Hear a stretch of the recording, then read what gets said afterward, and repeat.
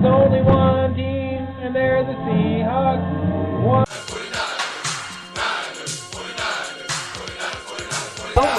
Still taking my time to perfect the beat, and I still got love for the streets. It's the D.R.E. for the gangsters all across the world. Still. Good afternoon, everybody. Sunday afternoon in the UK, bright and early Sunday morning over mountain time for Bo and for Jay. And this is the NFC West Show. How are we doing, boys? What a roller coaster week it has been in the NFC West. Doing great, doing great. Jay is smiling, happy. Bo is feeling maybe less so. I mean, yeah, do we have to pull the Band-Aid off on the Rams, seeing as Sam's not here? We're just gonna go start with the Rams, start with the easy sort of target, right? Is he gonna show up as many times as his Rams have, or like why have we not seen Sam? Yeah, exactly. I mean, I think he's doing a great illustration of he's representing his team, right? Like his team has not shown up, and something else. They've gotten the memo yet that the season has started, and I think to be honest, to be fair to Sam, I think he's down at Tottenham right now watching the game at Tottenham. So he's a UK fan. He's made his trip down there, but he's got to go watch. I was going to say he's got to go watch some decent football, but it's the Bears and the Jags, so I'm not sure how decent that game is looking at the moment. Here we are, and I got to turn this one on. Here we are. We send these games overseas, right? And the ideal is to spread, football globally, right? Yeah. And get more fans and still the game. So we send the Jacksonville Jaguars and the Chicago Bears. But the Jags make sense. Two teams that have 2 wins combined. Yeah. Yeah, but the Jags make sense. So they always get 2 games, and it's because their owner owns a soccer team over there and plays in his stadium. Almost, kind of. He owns Fulham Football Ground. They wouldn't play in Fulham ground. However, he has an agreement with Wembley Stadium, the National Football Stadium, to got the play. contract. Yeah, he's got a 10-year contract to play the Jags there every year. So he's kind of figured. It's a business decision. He's figured there's a market.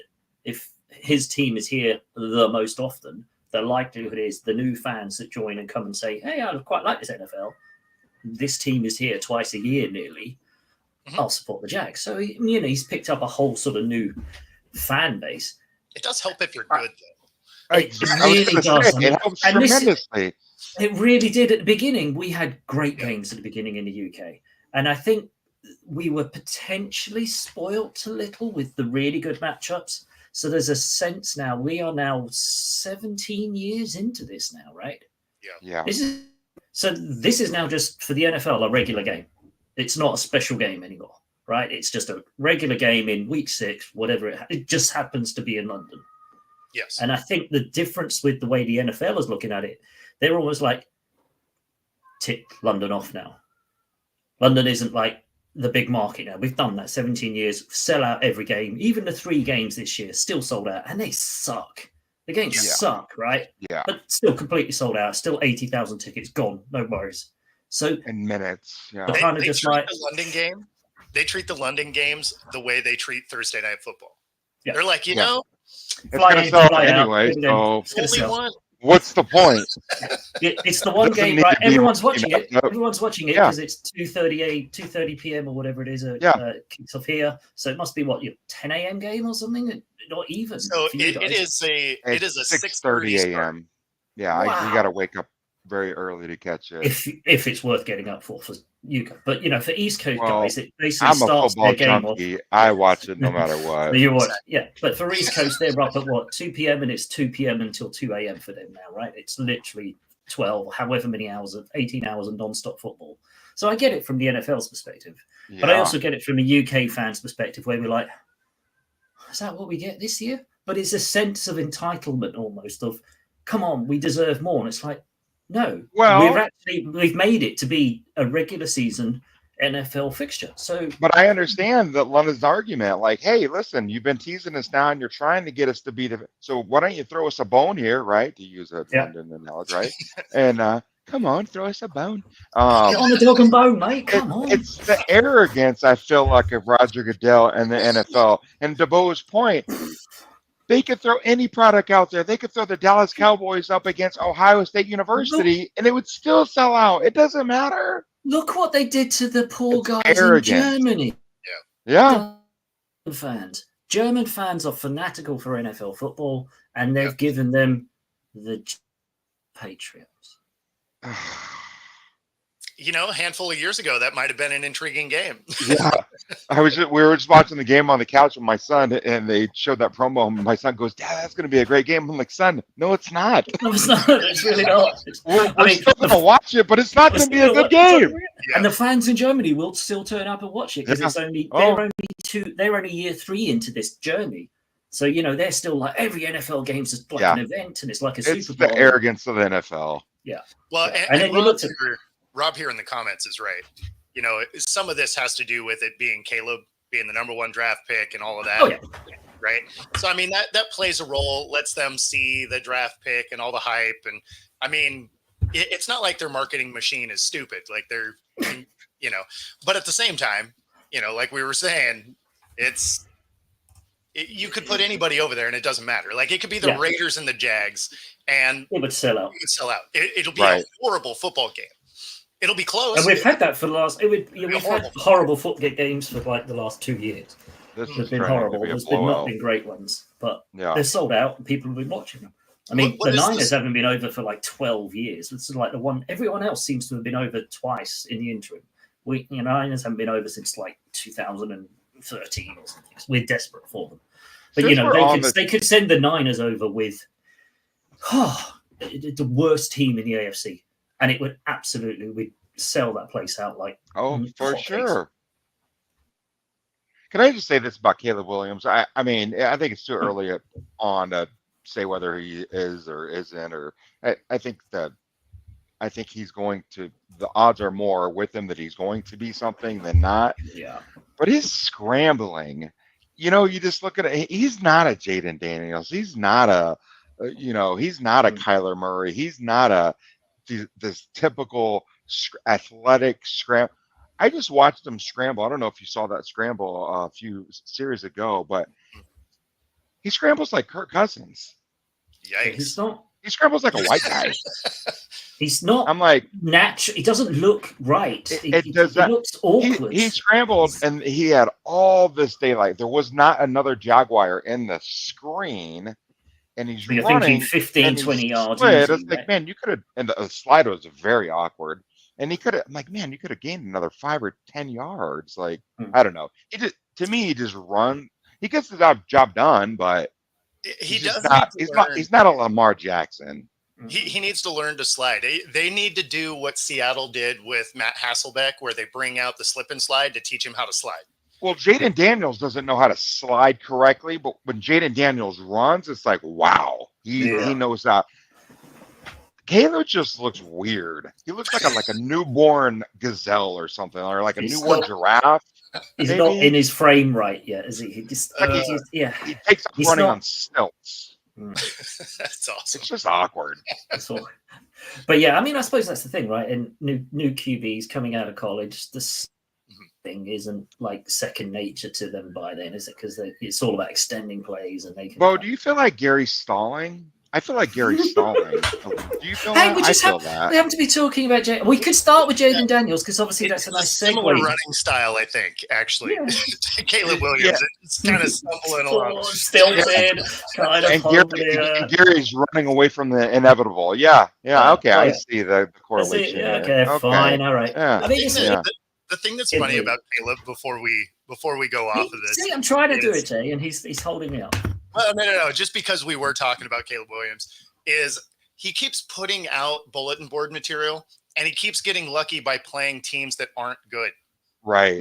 Soon as he does some of this stuff and actually plays somebody that has a defense, this kid's going to get lit up. Yeah. Because, this last week, he put out a soundbite that was similar to what was the football movie with Jamie Foxx? I don't know why. Any Given Sunday. Any Given Sunday. So I don't know why I was mind blanking that, but but during that, he's like, "Oh, no one's gonna touch me, no one's gonna feel me," right? Like, once he gets that starting role. Well, he puts out a soundbite very similar to that coming into this week. Like, I'm so much faster and all of this, and I'm just like, dude. I mean, you're gonna go play the Jags, so it's not gonna matter. This, because in that scenario, you're not wrong. But moving forward, I mean, that will get you killed in the NFL. It's like targets. It's like locker room fun, right? You just stick that on the locker room. Go, hey, this guy's coming into town this week. Yeah, you're circling that soundbite. You're like, here we go. And then Caleb just threw a dart touchdown, by the way. No, he has arm talent. There's no question. Like, he can throw the ball. But I mean, and if he does that enough, he might have an offensive lineman that's tired of hearing about that and is like, "Oh, I missed a block. Man, that looks like it hurt. You should probably run around a little bit." Because that's it's not helping the rest of his teammates, right? Because it is, riling everybody up. Yeah, but I mean, I get his stat line looks okay: 172, 3 TDs, and 1 interception. But it's against the Jags. Yeah, they have no defense at all. They've got nothing. So it's like, as you say, against a good team, he might get found out. All right, Jay, speaking of good teams, let's talk about your Cardinals. Because for a half, they looked a damn fine team. And whereas the second half of the Niners looked shockingly bad. The first half, other than Kyler's, wheels at the 44-yard line, pointing, saying, "Hey, I got this." Yeah, peace out. Who does peace that? Out, gone. Who throws 45 yards out a 44-yard line? Just saying. Yeah, I mean, granted, he had the view because I thought, surely we've got some safeties coming, and it's like, oh no, we had. Oh no! He saw, he was like, get in, and he sold out on that run by to Connor, and it was over. It was game over. He had wheels, and that was like, here we go. But the Niners kind of did their game plan, clearly comfortable at halftime, and then I don't know why we just didn't bring out the interior of the D line like we spoke about last week. That weakness there. Cardinals just went, hey, we're just going to smash you in the mouth, give it to James Conner, run it up the middle until you guys eventually get sick of it, and we just didn't get sick of it. We just kind of kept letting him do it. First of all, let me say, I want to say this is kind of this might be bold proclamation. I know Niners Nation is melting down this week. We were Monday, Tuesday, Wednesday. I think the 49ers are going to win the NFC West and go to the playoffs. I really think you are. It's the same personnel. It's the same coaching staff. You just need to relax, okay? And just rewatching the game over and over, there's a couple things stood out to me. One, and I'm a big Kyle Shanahan fan, but I think the play calling needs to get better. Purdy's has an 80% completion rate on play action passes. There was 5 play action passes in the first half last Sunday. There was he just came out trying to throw it everywhere. It was like 26 overall throws in the first half. 5 of them were play action. So 1, setting them up in good positions. 2, you ran the ball 13 times in the first half and threw the ball 26 times. So it's 2-to-1 ratio. You're up pretty big. So 1, the play calling needs to get better. Kyle Shanahan needs to dial that in. And 2, Jordan Mason needs to trust what he's seeing. I saw a breakdown on Twitter where that hole is not going to be open when you get the rock, but by the time you hit the hole, that hole's going to be there. Yeah. Jordan's not trusting his eyes, and this is what plagued him 2 years ago, and why he was more decisioning. Was in Kyle Shanahan's scheme, you got to put your foot in the dirt and go. Trust that hole's going to be there, and he's just not. Even when he's running off Trent Williams' right ass cheek, he's not trusting what he's seeing, and then he's bouncing out and getting less yardage. Yeah. So, Jordan needs to trust what he's seeing, or trust that it's going to be there, trust that everyone's going to do their job up front, which they will. And the play calling's got to do better. Kyle reminds me a little bit of Bruce Arians. Bruce Arians, when we were down by 3, we might as well have been down by 30 because he and called plays like that. He did. And 2, he didn't change his play calling based on his personnel. Okay. Jordan Mason, second leading rusher in the NFL. Okay, Jordan Mason is awesome. Jordan Mason is not Christian McCaffrey. You need to change your play calling a little bit based off your personnel. He's trying to force Mason to be CMC. I really think the 49ers are going to be just fine. I think your when you came out the gates last week, your game plan was perfect. I'm going to get Brandon Ayuk involved. I'm going to get Devo involved, and then I'm going to sprinkle in some Jordan Mason. And that was your game plan, and it worked excellent for you in the first half. And then the second half, you got away from that. I don't know why. I don't know why you got away from that. But what we decided to do was we're going to give the ball to James Conner, and he's going to ram it down your throat. And he did that.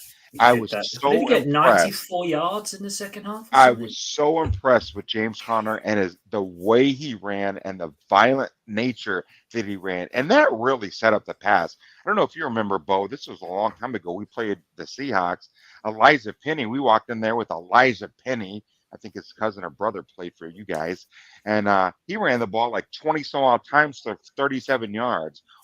Didn't have a very high per average rate, but it was so effective that it set up that pass. And I feel like that's what Sunday was. Obviously, James Conner was much more effective running the ball. I think it was a 4.8 yard clip. But it really set everything else up. Set that table for we saw that fourth down play to Marvin Harrison Jr. on that drag route for the first down, throwing off his back foot. It looked like it was lucky. It was not. Michael Wilson had a great day last Sunday. And then Trey McBride doing Trey McBride things, right? Yep. So it was a great game. I mean, you guys had turnovers. We had some turnovers. But it was really smash football.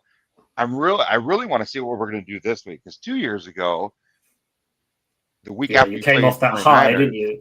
Well, the week after you played the 49ers, you lost. Yeah.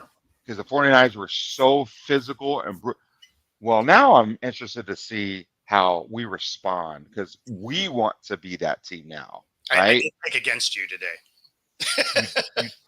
You know what? And it that was a year though, wasn't it, where everybody who played the Niners, even if they won or lost, the next week they all lost because everyone was just like, "Oh, that hurt." Yeah. Well, we do pick them in my house, and I told my son, my 8-year-old son, he's a diehard football fan like me, and I said, "Son, just prepare," because last week we'll all pick the Cardinals, except my 9-year-old daughter, which she got a tongue lashing from everybody in our house. But this week I told him, I said, "Son, I want you to mentally prepare yourself. I'm going to pick the Packers." Yep. And he said, "Dad, look what happened to Mia last week when she picked the Niners." And we walked in there with our head held high. We played great football, and we came out victorious. Do you want to be like Mia? Oh man! Oh man, guilty! Wow! No, chip off the whole block, man! Wow! Cardinals. So my son set me straight. My son set me straight, and I really think that's a winnable game too. If you look at, the game script against the Rams last week, they blitzed 41% of the time. They got, there's some things that they do very similar to us. We blitzed 44% of the time last week. So I think they're a very beatable team.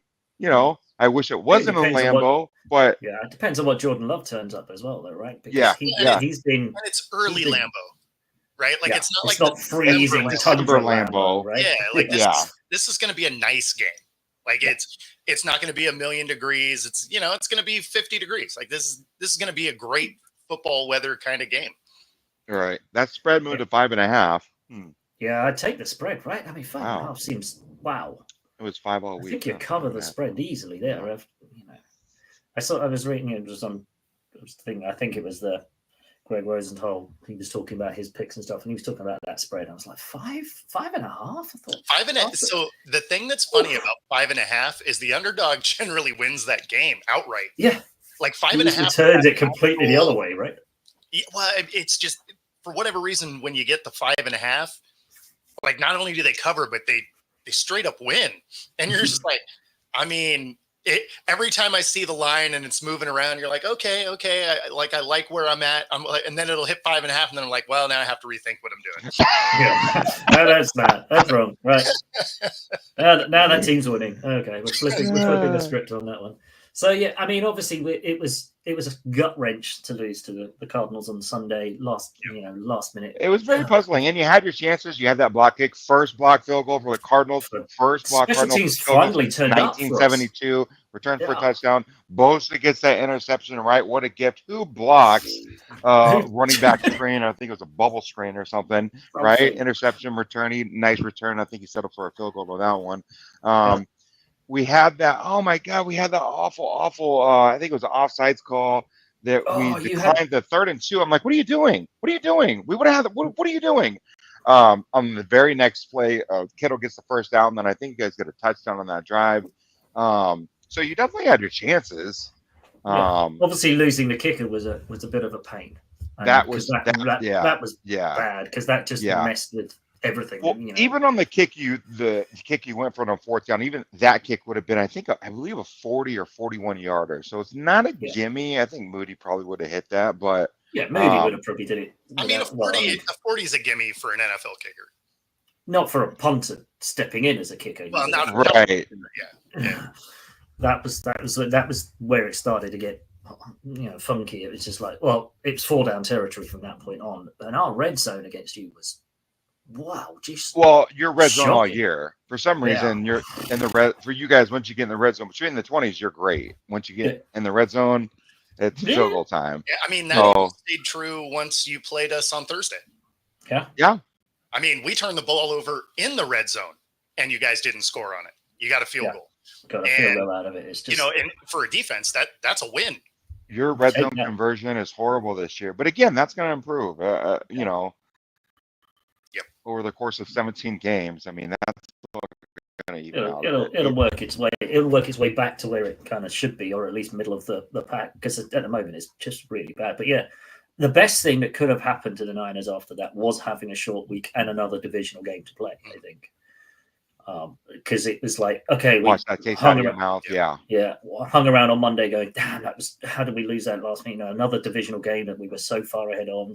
Right, we got one last chance, and it felt a little one last chance in the division-y feel to that game, because then we'd have been 0-3 in the division if we'd have lost the Hawks, and it's like that would have been a rough way to get back out. So although it wasn't like must win, it felt like it was a kind of a must win in a weird way that we had to get something out of that game, and fortunate enough put enough together to no bones about it. That was a must-win game for sure. Absolutely. No, it doesn't you're not out of it but it was for your psyche, your mental, for the guys in the locker room. Absolutely. And for the rest of the guys in the division as well, right?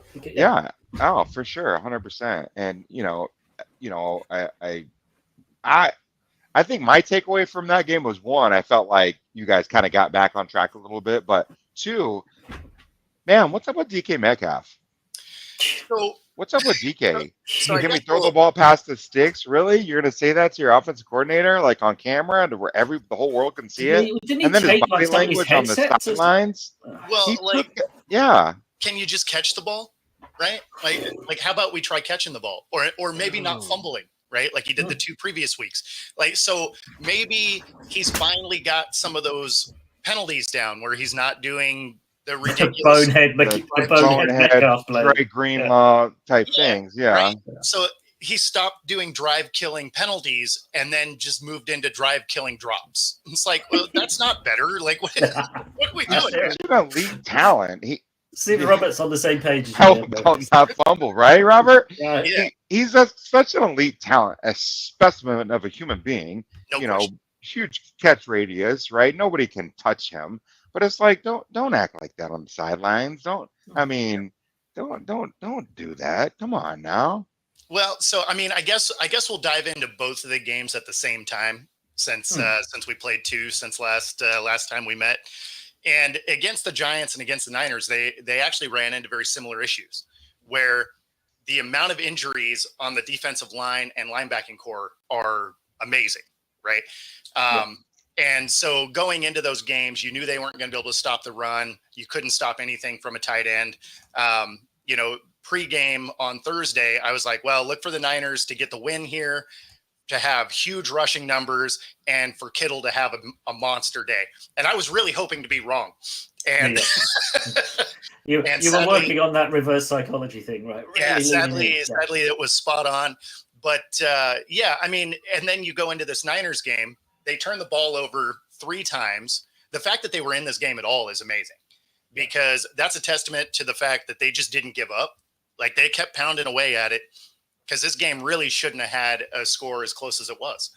But then during the course of this game, going into it, we had so many injuries in the linebacking core that they bring up Artie Burns and Trey Brown, and both of those guys get hurt in the game and are expected to miss time. So now we've elevated Jamie Sheriff, who was he had a nice preseason.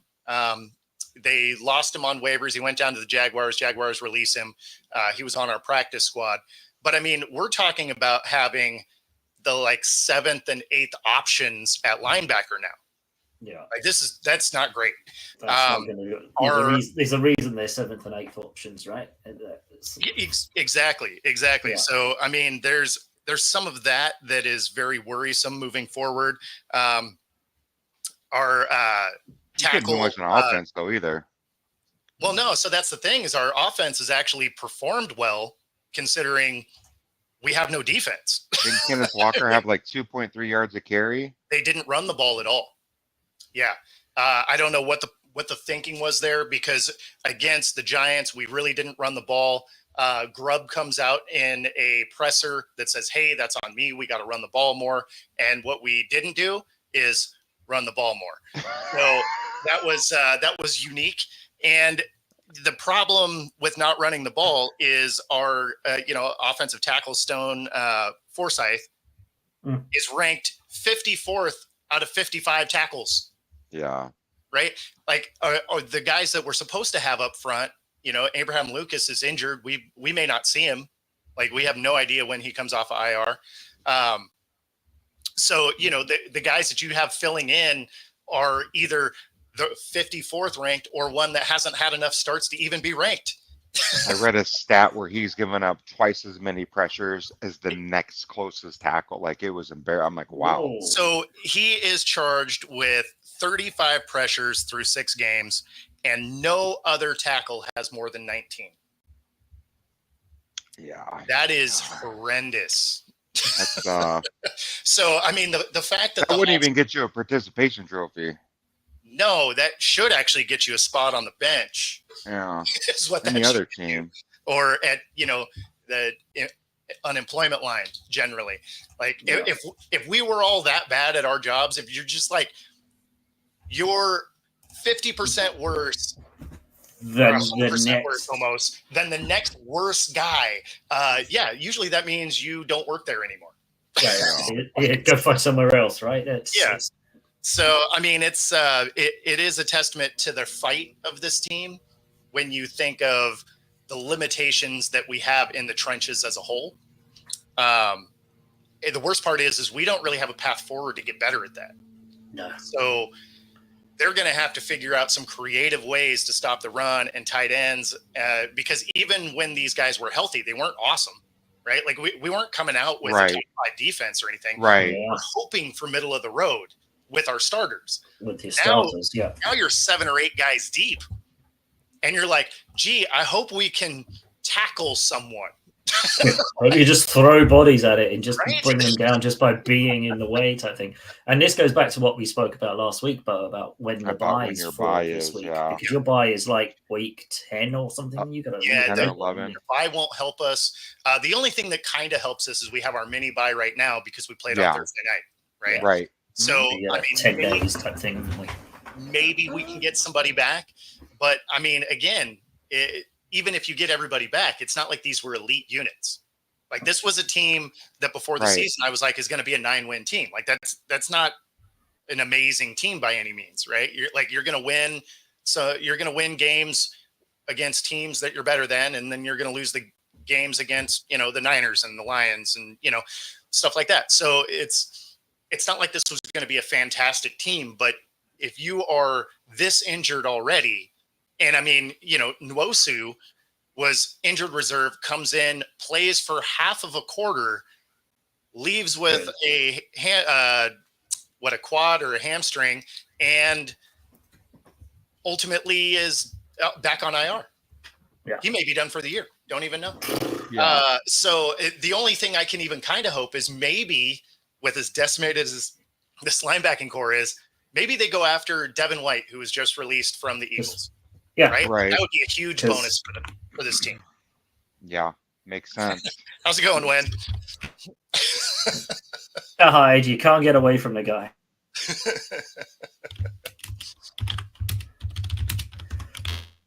You say, Yeah, it makes a lot of sense. hang Did on, you it see makes a who lot of sense. blocked You gotta go. against the Giants game? The Giants game. Did you see who blocked that kick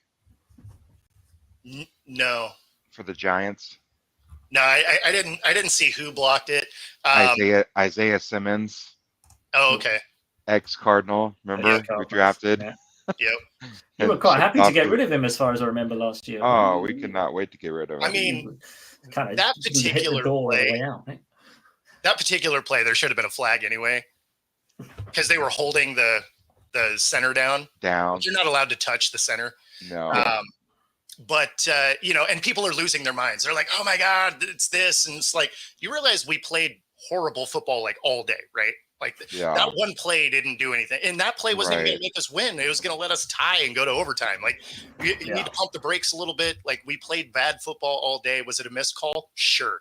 Did it matter? Not really, because we probably would have just lost in overtime because we couldn't stop anything. Yeah. Yeah, you're just delaying the inevitable there. Let's not get too high on yourself. I mean, we made the Giants look good. Like, they look like a competent football team. You know how bad you got to play to make that happen? Yeah.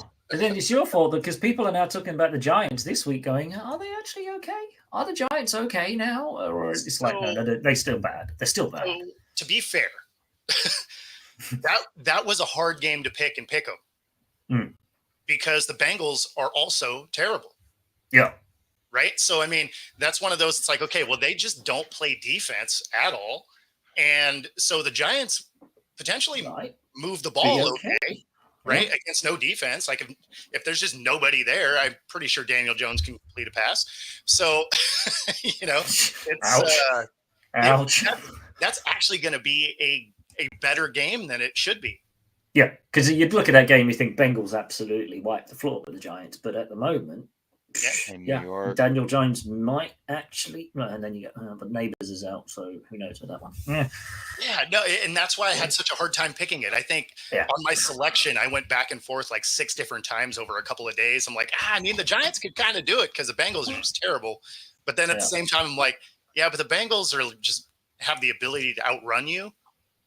Right? Because all they need to do is kind of give it to Jamar Chase, and he outruns everybody, right? Right. So you're just like, Jamar Chase and T. Higgins are still playing, and Vegas thinks the Bengals are going to win. I ended up selecting the Bengals, but I didn't feel confident about it. I'm like, this is a garbage game. It's like a 3.5 spread, 3.5. 3.5. 3.5. It's in New York, so I mean, so really it's a touchdown. Right, because home field is generally 3 points. So if the Bengals are a 3, I know it's moved a little bit from 3.5, and so they essentially think the Bengals are a touchdown better, and that's probably about right. Like, it's probably what it'll end up. But there's pause in your mind because of how bad the Bengal defense is. You're just like, I mean, like anybody can beat that team. You could see the Giants doing it. I don't know. Yeah, it's an odd one. So, looking ahead at Lambeau, then, how are you feeling about this week, then, Jay? Because obviously, Bo and I are going to put feet up and watching Red Zone pretty much for the rest of Sunday, which is kind of a nice really feeling. good. I feel really good. It's not like the Packers have put anything on tape that shows consistency. I think they'll have one great game, one bad game, one great game, one a couple bad games. So I think they're very beatable. I really like what we're doing on offense and how we're establishing that run game. And I think the key is getting Kyler involved in that run game. On games where he runs the ball over 7 times, we have a very high winning percentage. I want to say over 80%. So, so in a design run rather than him just kind of doing his crazy sort of run around for 30 seconds. Yeah. And last week that was a design run, right? Giving the ball to Connor and then peace. Peace out. Halfway line, I'm out of here. It's like that. No, that was amazing. It was That was- sickening. really It was was. great. I mean, it was like, wow, wheels, great. Look at that athlete. Did And you then it see was what like, damn it, next it's gen against our had team. his mile per hour? 21 and 21.3. something? Yeah. The Yeah, fastest the they clocked QB. quarterback in the last 8 years. Faster than Lamar Jackson, even faster than Kirk Cousins. Yeah, I know, hard to I believe, know, shocking. right? So, Definitely um, faster than Caleb then. no, I really like our chances. I like the way our defense is playing team defense. What I liked about San Fran, and I really hope they keep this same mindset, is they in the past, San Fran has picked up everything on first and second down. We rarely got you to third down. Yeah. Last week, we got you to third down. Yeah, you And made then on us third work down, for that's the everything. money down. We kept you from picking up that first down. You were 3 for 10 on third down last week. So we played great football, on first, second, and third down, and great defense on third down, only letting you convert 30% of the time. So if we can do that this week, if we can get you to third down and then not convert, I love our offense, so I think you're a match. Yeah, your offense is a match for any team out there. As you say, if your I defense like can our keep chances. other Yeah. teams, I think, I certainly like your chances of covering the spread. And as you say, Lambert, I mean, that spread, it just seems rude. Yeah. Sometimes Vegas comes out with these things and you're like, that's just rude. The guys You just know beat what? the I Niners. never think of it like that. I always think like we are the Cardinals. So I don't know. Like nothing's really, I don't get offended by much. But I love Trey McBride. I love, again, Michael Wilson had such a great game last week. So I really think that's going to carry over to this week. I love the rapport he's building with Kyler. Trey is Trey. And, Marvin just needs a little bit more time. I mean, Marvin, the targets and the receptions, kind of high targets, slow receptions. There's quite a bit of balls that I feel like he should be catching, but he will be catching later on this year, next year. He's going to be catching those balls. He's just not quite there yet. Larry Fitzgerald he's was still the looking. same He's still way. looking for that half white stripe, isn't he? And it takes a while to different ball, different size, different speed. Yep. Yeah. And Larry was the same way. Larry wasn't Larry Fitzgerald that everybody knows until year 3, 4, whatever. So we all want him to be Anquan Bolden, who was like that from the second he touched grass in the NFL. So I think it's every take a draft little bit of time. You always want your draft pick to just come in and be that dude. You're Oh just absolutely. Especially a guy like Marvin Harris with a pedigree of Marvin Harrison Jr. exactly. Which you see it, you absolutely see it. On screen, you're like, wow, okay, it's there. It's just gonna take need some time. polishing. Just gonna take all. So feel free. That's absolutely. It's that's just rude. just rude. It's just rude. It's just rude. And I think I saw there was had somebody like 7 or something. It was against Patriots though. So no, I do like. I like what we're seeing out of your team this year. I'm excited to see them next year. Now, not as a Hawks fan, but just as a football fan. Yeah. Right? Like as a Hawks fan, I want you guys to suck forever. Like that's just right. Yeah. No, I get it. It's an NFC West thing. It goes round the table. Jay, for sure. But as a football fan, I like the pieces you're putting together, and everybody's so young that moving forward, you're just like, oh man, this team's going to be fun to watch. Mm-hmm. Absolutely. I feel the exact same way, and I'm glad to hear you say that. I'm glad to hear outsiders say that because that's exactly how we feel. It's like, man, you're putting this together right. Some of the fans want us to pick up Hassan Reddick, and I'm like, no, we do not want that headache. No. We don't want that drama. We don't want that diva. Nobody wants that diva. Even the Jets didn't together, want it.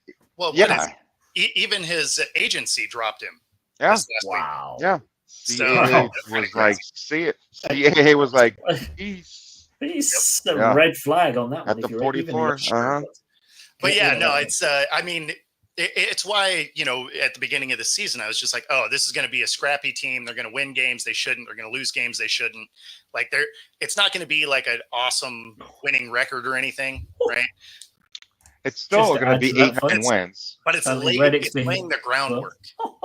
It's laying the groundwork of what you'll be moving forward. Yeah. And so you see these flashes of what this team can be, and you're just like, oh, okay, here we go. Like that's going to be cool to watch. And then you see how young the team is in the very next moment. We're like, oh yeah, no, they learned how to play football together. But Yeah. It's like, oh, that's a bonus. Oh, that's a rookie play type thing. Yeah. Well, there's But two I types think of you're right. rebuilds, right? There's rebuilds like the Rams did, right? Yeah. Where they completely rebuild and then bought a lot of pieces. Yeah. Worked out, won a Super Bowl. sure. Didn't quite work out afterwards because I think they're going to be bankrupt for the next 10 years. But, and then there's a rebuild like this. You don't buy any pieces and you do it 100% through the draft. Yeah. So, I think Bo's right. The next year or two, watching these Cardinals teams is going to be, from an outside perspective, real fun. and I think it's There's smart so many good because pieces. then I think the Niners are going to be on a downward, trajectory and hopefully, and I think it'll be good timing for sure. Yeah, I mean, realistically, in the next couple years, it'll be you guys will kind of have solidified what you're trying to do. The Niners will be in full rebuild mode. The Rams are going to be the Rams. Like, who knows what the Rams are going to be like, right? Well, I mean, by then you're going to lose Stafford, right? Like he'll be done by then. So that team is going to go through some kind of weird flux as they try and transition into, do they move forward with Stetson Bennett? Do they draft another guy? Like, what's the plan there? So, I mean, they're going to kind of fall to the bottom of the pecking order.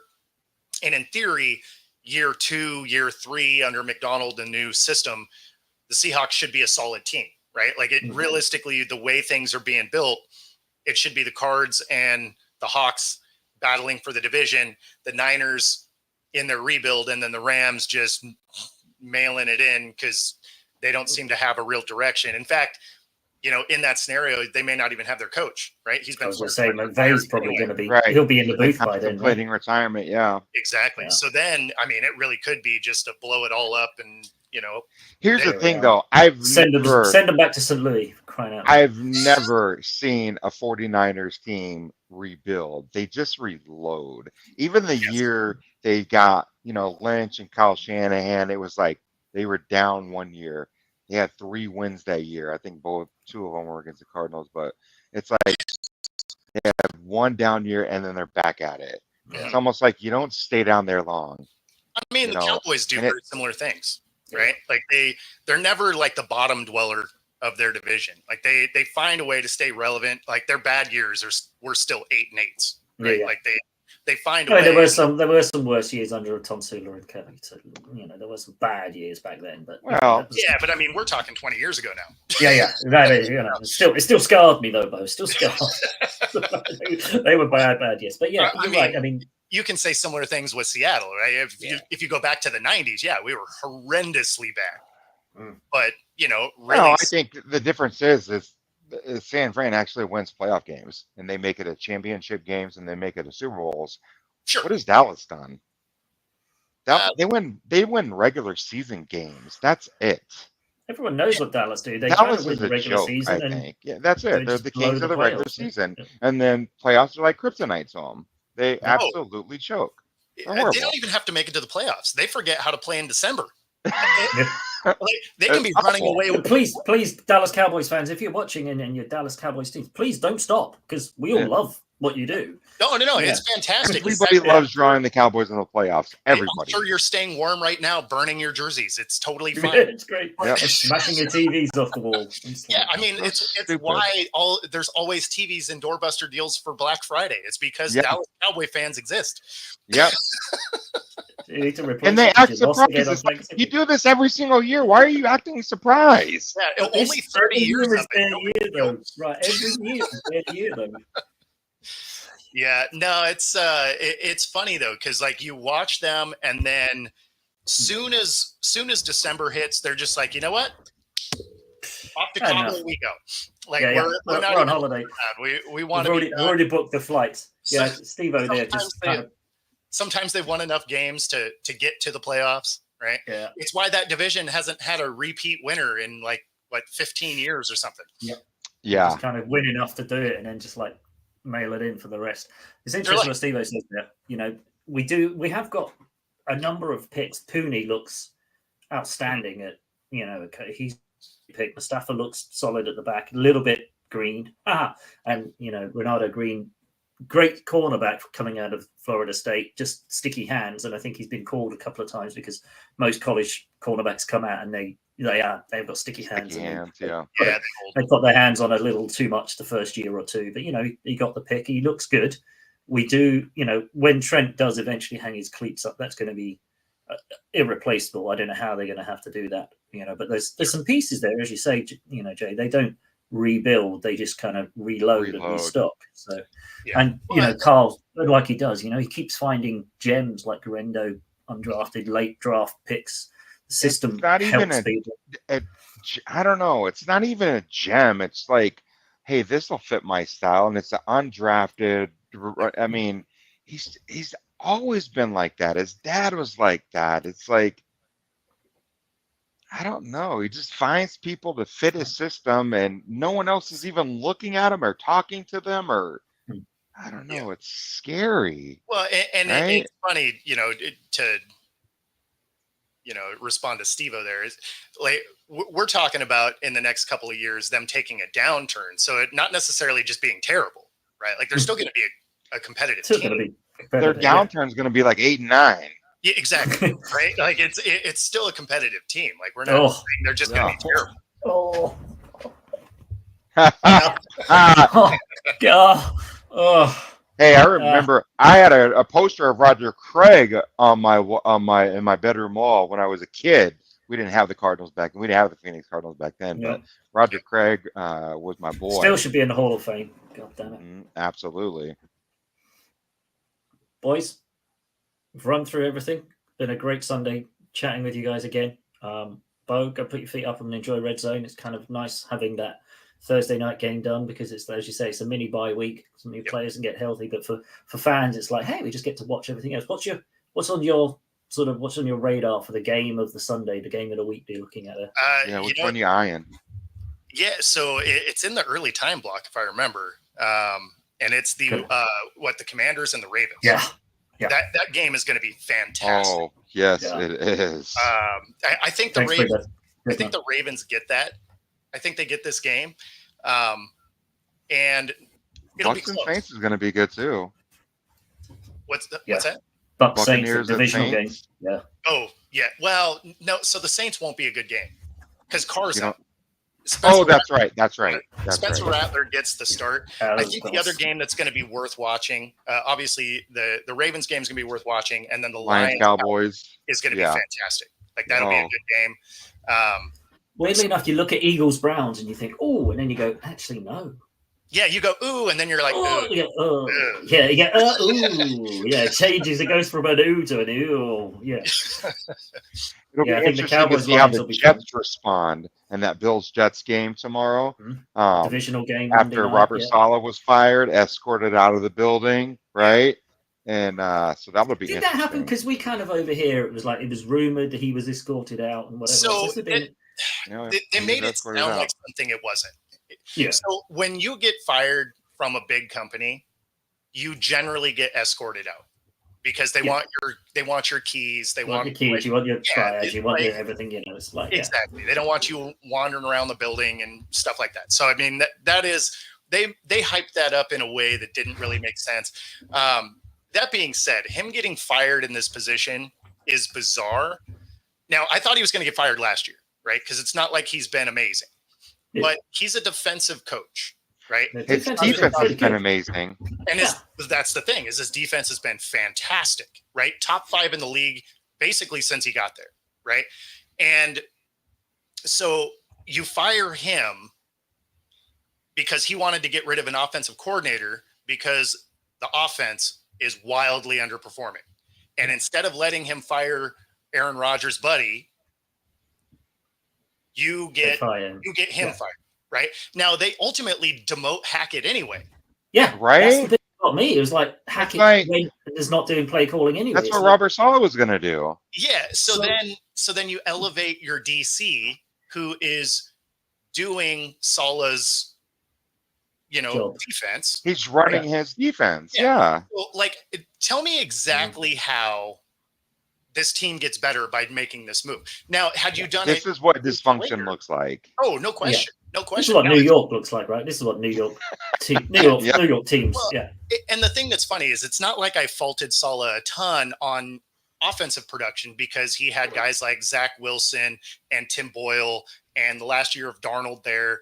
And I mean, we're not talking about good quarterbacks right now. Darnold has looked great, but he got Darnold at the end where he was seeing ghosts. And I mean, so he got a dysfunctional team anyway. Right. But you're going to get rid of the guy that the one part of the team that he influences is one of the top elements in the league. Like, this is the most ridiculous, what feels like a knee-jerk overreaction to a loss that I've ever seen. Because if you were going to fire a guy, it would have been your OC, because your offense is a problem. And so I don't know. It seemed, I hope it's not that. People pointed to that, but I think it hurt the NFC West fans more so because obviously the first thing we saw was, Robert Saleh gets fired. Oh, the second thing we all thought in the NFC West was he's going to be a San Francisco assistant in a couple of weeks. Yeah. He's going to be a special defensive assistant. Come in as a consultant, something or other, right? And I'm like, oh my God, here we go. Like, well, and that's so the last thing we need. To Steve-O's point here, like, it's the first year that Solo is in the offensive meetings, right? Chicago is motor. Like, that's fine, but you only gave him 5 games, and you gave him 5 games with a quarterback that kind of does what he wants to do. Like, he has a thing that he likes to do, and didn't have a ton of preseason work because he's. Let's call it like it is. He's not playing. Aaron Rodgers is not playing good football right now. No, he's bad last week. He was bad last week. No, it's terrible. Yeah, his receivers were also bad. All of Aaron's sort of old buddy friends, the ex Green Bay Packer group, they're all playing really badly. It's like, are they missing the Colts? Are they missing Lambo? The best receiver on their roster is Alan Lazard, and why he was dropping everything. Well, and I mean, the drops with Garrett Wilson, which is a guy that doesn't routinely drop footballs, but he didn't get a lot of off-season work with Aaron Rodgers, who throws a lot harder than other quarterbacks. Yeah. It's something I've said on other shows that, like, at the end of the day, if you're used to getting a 10-yard pass from somebody that puts some touch on it because you're so close, and you have Rodgers who's throwing a missile like you were 40 yards down the field, it's going to bounce off your hands a few times because you just don't have the reps and getting used to catching a rocket. And, so with him, Garrett Wilson's been, he's been getting the ball from Zach Wilson or Tim White. He's been getting laned up to the balls. It's like, you're diving back for the football as having it trying to drive through your face. So it's. I feel like it was a premature firing. Like, if you were going to fire him, you should have fired him last year, or at least give him till like week 10 or 11 this year to see what you have, because you gave him 5 games with a guy he didn't really get a lot of work with. That doesn't seem like firing him helps your team. Now, it helps us because we get to laugh and talk about how dysfunctional this Jets team is. And so even when our teams do something really dumb, we're like, well, I mean, at least we're not the Jets. At least that's the name of this episode. At least we're not the Jets, right? Yep. Exactly. So I guess before we jump out of here, I did have a question, like, with some of the teams falling flat the way they are, Jags specifically here, if they lose today, which all accounts say they're going to, they are getting beaten up. Doug Peterson, he the next guy that gets fired? Yeah. I mean, he's got the nature of the NFL, right? I mean, we thought Doug Peterson had some brownie points after turning around the Jags after the dumpster fire that was Urban Meyer.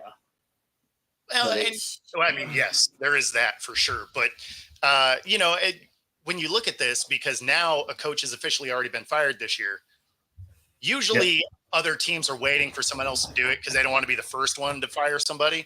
But now week 5, it's already been done. Yeah. Been done. So now you just be like, well, we can go next because no one's going to remember the second one. It's always the first one that gets fired. So now you fire a guy. You won't be the first. You won't be the last. You'll just kind of get into the mix. It'll just be another coach that got in that coach merry-go-round, yeah. So but I think Peterson's got to be there because of the fall off, right? Yeah. Everyone expected the Panthers to suck again because of dysfunctional organizations. I mean, goodness me. So you expected the Panthers to be exactly where they are. Well, in fact, I expected them to be worst because they got a win under Andy Dalton, didn't they? So, yeah, true. Well, and you can't fire another coach if you're the Panthers. They've had 6 coaches. This is the Panthers, though, right? You'd say that, but then you go, yeah, but. but 6 coaches in 3 years. Like, I mean, wow. Give the guys a chance, right? Here's some stats for you. In the 3+ seasons that Doug Peterson's been the head coach for the Jacksonville Jaguars, he's 18 for 20.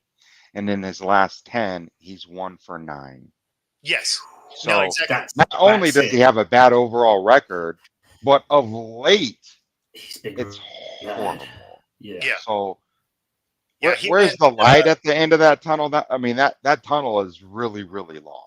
Okay. And there is no light. So. Yep. Having Belichick still being front and center on TV casting and stuff, everybody looks, every GM's going to be like, could we get him to come out of retirement if our team's really bad? He's right there in their faces, right? Could you? Well, fucking Bill, I'm like, I'm fine, thank you. He's definitely not going to the Jets, but I mean, the thing is because you already have someone fired, any other team that is kind of like on the fence about firing their guy, and they look at, Belichick still being out there and Vrabel still being around, even though I think he's technically on the Browns staff. There's coaches out there that it's like, okay, well, if we wanted to make a move, other teams are now starting to make moves, right? Mm-hmm. So you don't want to be late to the party and not have a shot at one of these guys. So you may actually see some coaches get fired earlier than normal this year after a week 5 firing of Saleh. Yeah. Because suddenly it's like, well, that started the merry-go-round early this time around. Exactly. They can't talk to anybody in season anyway, so. Yeah, well, even they're not going to go get Saleh. Saleh doesn't get another shot that fast. He will be a defensive coordinator somewhere. Like he'll get a job, but he'll be a defensive. And he'll be quite happy a defensive coordinator. And he's an amazing DC. Yeah. Well, and the team that I think really should go snatch him up is the Eagles. Because Fangio clearly isn't the upgrade that they thought he was going to be, right? Yeah. Because last year they had a disciple of Fangio. Now they're like, okay, well, we'll just go get the real thing. Should be better. It's not. Yeah. Right. But they have decent personnel. So, I mean, they're just underperforming for what they have. They are. So, I mean, they could go get a Saleh and try and fix that defense. No, he's going to come back home. He's coming back home. Yeah, nobody wants to will it into existence. That ain't true. Nobody wants to see that. Nobody else on this show wants to see that. 2 of the 3 people on the screen do not want to see that. That's right. Boys, I love talking to you guys on Sunday. Enjoy the rest of your day, and we'll speak next week. Until then, go Niners! Go Cardinals! Go Hawks! Take it easy, boys. Thanks very much. See you guys. See ya. The world still hitting them corners and them lolos. It's the call of the Cardinals. There's only one team, and they're the Seahawks.